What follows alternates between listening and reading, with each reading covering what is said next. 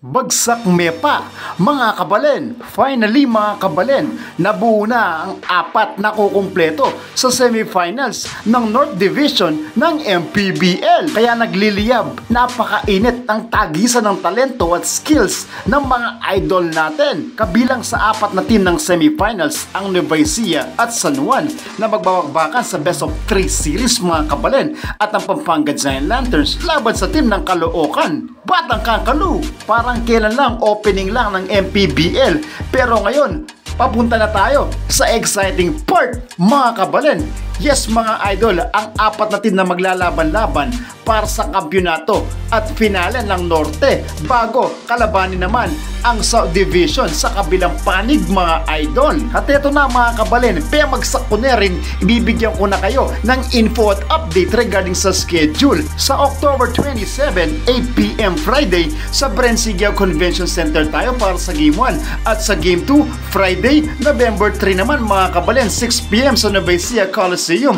At kung magkaroon man po ng Game 3, Monday, November 6 naman yan, sa Brensigiao Convention Center. Home court advantage na naman ito, mga kabalen. Well mga kabalen, alam ko marami ang nag-aantay talaga sa update ng second round ng playoffs. Siyempre, si Kabalen Hoops po ang maghahatid sa inyo yan. Alam nyo naman, ito ang pinagkakabisiyan natin, at dito tayo nakilala sa mga content na ganito, mga idol. Para nga po tayong nagto-throwback ng game ng NBA noon mga kabalen. Yes mga idol, ang team ng Pampanga Dragons na champion sa inaugural season noon sa NBA para i-represent ang Pampanga noong 1998 mga idol.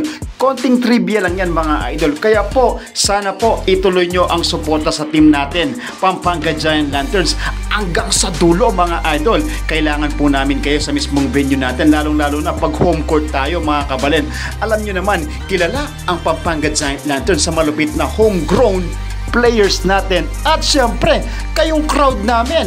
Kayo po ang nagbibigay lakas sa team natin para manalo sa bawat game. Alam nyo po ba, yung sakripisyo ng bawat player natin nawawala pag nananalo tayo, at syempre sa sigawan at palakpakan nyo, kasi alam namin na bawat tira, bawat laro at pagod ng mga player natin sobrang na-appreciate nyo mga kabalen. Kaya ang laban na ito hindi lang para sa isang Kapampangan, laban po ito ng buong Kapampangan mga kabalen. Sabi napin ing MPBL commentator, uy nina ing pekapanyanaya nyo, bagsak Mepa mga kabalen.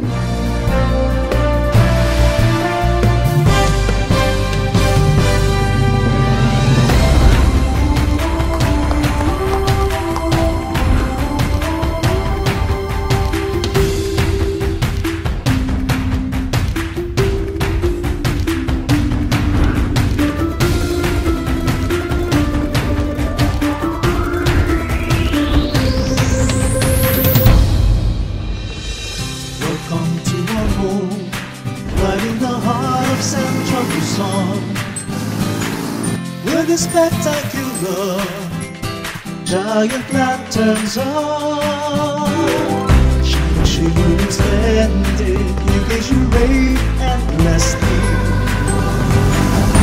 We are Philippines, culinary capital. Malangku, masanti, warm and friendly, Catalans, honest and